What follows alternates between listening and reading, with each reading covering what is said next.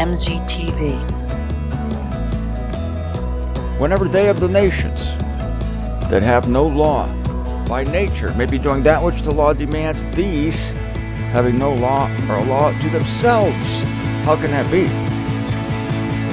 How can people without the law be doing what the law demands? Well, they're displaying the actions of the law, not the law itself.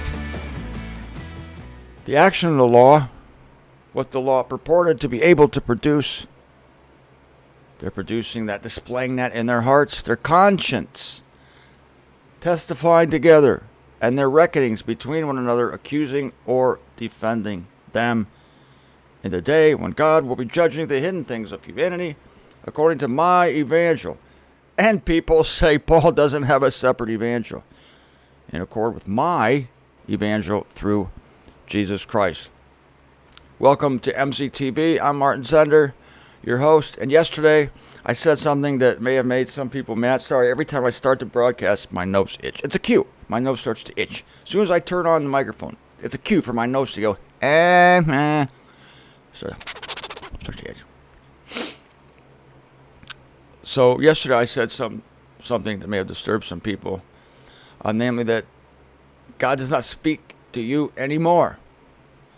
And he does not. It's a very dangerous thing to think. It certainly doesn't mean that God is not in your life. I suggested to you that the thing that does speak to you, and this sounded cold and heartless to some people, is the conscience. I've tried to explain the conscience before. The best I can do is that thing, the mysterious thing, or feeling, or I don't know what it is, impulse, electrical current. I don't know what it is that tells you what's right or wrong. It's built into all humanity. Built in. So you might say, well, Martin, if the law, or if the conscience tells you what's right or wrong, then why did anybody need the law? And since Israel had the law, did they not need a conscience? No, Israel, this is a great question. It's going to lead to my revelation of the day. Israel had a law and a conscience. They had both. All that's needed is the conscience. But Israel, of course, became the guinea pig nation to show that flesh and blood cannot do the things of God. So that was added to them. Added. And their conscience testified to them constantly that they weren't doing the law. No doubt about it. They thought maybe they were doing the letter of the law. They were doing the outward reality of the law. But they still hated people. They still were miserable. They still did all this. But see, they polished the outside of the cup. Jesus said, that doesn't even count. Sorry. So it all goes back to the conscience is really, unless it's screwed up, everything can be screwed up. There's always a problem with everything. So the conscience is a beautiful thing unless it's screwed up, like Ted Bundy's or like a Christian's, Martin, how can you compare Ted Bundy to Christians? You're right. I do a disservice to Ted Bundy. Well, because Ted Bundy couldn't and never did figure out how to torment people for eternity. He just dismembered them and raped them. And it was horrible. Not justifying Ted Bundy, for God's sake. I'm just saying that the terrorist of the Christian religion, the terrorist God of Christian religion, does worse than that. He takes young women and he burns them forever. Doesn't even have the decency to kill them. That's worse than Bundy. And God does it to children too. And to young men, old men, your relatives, your parents, your kids. Anybody who doesn't have the decency to choose him. Well, that's very unfortunate. Very unfortunate. But anybody with a conscience knows the truth. That's what deep down, anybody with a clean conscience, but a conscience, again, can be wrecked. And Christians have a wrecked conscience. Bundy had a wrecked conscience. I don't know. So the only examples I can think of right now are Christians and Ted Bundy. But the reason... and in the old days, the people had a conscience and God revealed themselves to them. Remember? There was a time when God had not been revealed yet. God had not told us. Everybody wants God to speak to them. God, please speak to me. God, please speak to me. I'm not making fun. Oh, yes, I am. I am actually. Speak to me, speak to me. I mean, I've done the same thing. Only I ask God for actions. Yeah. I don't ask God to speak to me. I don't want to hear a voice. Believe me, I don't want to hear a voice. I don't want to see any angels. I don't want any supernatural thing to show up for me. For one thing, I don't trust it today. If you see something like that, it's probably satanic. If you hear something, it's probably of satanic origin. Satan can even imitate dead people. We had discussions over here with my landlady and her friend about death. She saw her dead uncle once. I said, no, you didn't see your dead uncle. Well, what did I see? Some demonic influence trying to trick you that your dead uncle was alive. That was the whole thing with the witch of Endor.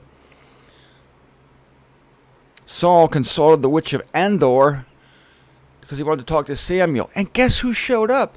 Samuel! But Martin, I thought the dead were dead. They are. So how did Samuel show up? Saul was consulting the witch of Endor. That's the key to that. It's the witch of Endor. A dubious source of information. It was disallowed Israel to consult with necromancers, those who talk to the dead. We know them as mediums. No. You're talking about dark arts there. Many spiritual beings, evil spiritual beings, can imitate the dead in order to keep the deception going forward that you shall not surely die, Satan's original lie in the Garden of Eden. So God does not speak to you that way. Here's how he does it. He speaks through conscience and circumstance. You don't need to ask God what you should do. That's why most people want to hear God. And what is the still small voice? Elaine mentioned that. She kind of gets mad at me. Elaine says, well, I believed in that still small voice, which I think comforted her until Zender showed up and he destroyed all my wonderful thoughts about this still small voice. Does it go like this? Like, hello, this is your still small voice, and I'm here to tell you, you better not go to town today. You better not buy a gallon of milk. It's poisoned. Sorry, sounds like I am making fun. Remember I told you there's so many things in life God doesn't speak about? Not even in the scriptures does he speak about it. So he's not going to speak about it now. What job you should have, who you should marry, what you should eat for lunch. You can't look in Leviticus chapter 12 to see what you should eat for lunch. Oh, I can't? Well, that's all right. I'll ask God and he'll speak to me in an audible voice. Thou shalt eat a ham sandwich with mustard and rye bread. And then for dessert, thou shalt mix cocoa powder in with Greek yogurt, add a pinch of stevia, stir it up and eat it. God doesn't. He dictates everything now in the most amazing way. You want to hear something more amazing than God speaking? More amazing. I'll tell you what it is that he is in control of every single circumstance. He is in control of your DNA. He's in control of all the decisions you make, all the decisions you make. This was always true. This was always true. But before Scripture was completed, before God had said everything he needed to say to us, he sent his word to humanity. He spoke to the prophets through intermediaries, because God doesn't literally speak. He doesn't have a mouth, lips, or an epiglottis. And so probably Christ, the pre-incarnate Christ, his image, spoke to the prophets. They did hear freaking voices. They did have dreams, and it was legit because it was necessary. Did he tell them what to eat for lunch? No, because God doesn't really care what you eat for lunch. I mean, he does. He does. But the more important thing is that he cares for your entire life. Don't worry. He cares what brand toilet paper you use. He does. But the important thing was to reveal himself, to make himself known, as I was saying yesterday.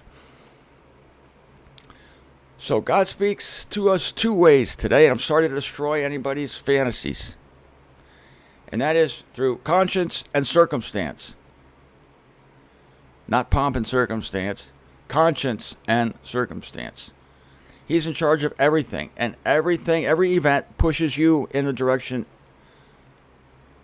in order to make a decision or to do a thing that you do. This is why I just trust God.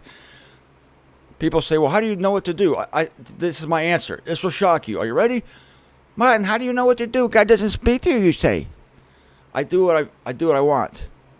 I do what I want. I do what seems best to me. That's what I do. I'm doing this show today, and I have done it since 2008 because that's what I want to do. I've been in this work studying scriptures since 1993 because that's what I want to do. I had 4 oranges this morning because that's what I wanted to do. God didn't tell me to have 4 oranges. He didn't have to. My DNA dictates that I like citrus fruit. I go to the store and I like a certain brand because that's been programmed into me as well. I go to one store because instead of another store because I had a bad experience at another store which was of God. And so I went to this store where there are some nice people and it's easier to shop. It's not as crowded. That's also of God. Circumstance drives me into what I should do. Then my conscience either says yes, do it, or don't do it. So my conscience feels good about buying this certain kind of oranges. Those little cuties. Little cuties, easy to peel. Boy, somebody came up with that. Somebody cross-pollinated something with something and it's produced these happy oranges that peel very easily. See, and my conscience said that's fine. Now, if I felt like, dismembering women, I said, that's not, my conscience would go, no. Why did I even think of that? Oh, that's terrible. So it's all in combination. These two things are in combination. Now, the Christian God would burn them for eternity, yeah. Now, Ted Bundy couldn't do that. Well, the Christian small g God is more evil than Ted Bundy. It's true. And there's James Dobson interviewing Bundy at the end of his life, the day before his execution. You can see the tape. Dobson's shaking in his shoes. I mean, you're in the presence of evil. I admit that. Yes, you're in the presence of evil. But Bundy was a master manipulator. He snowed Dobson. He said it all started with pornography, and he was just catering to Dobson because Dobson was anti-pornography, anti-masturbation, anti-wet dream, anti-everything.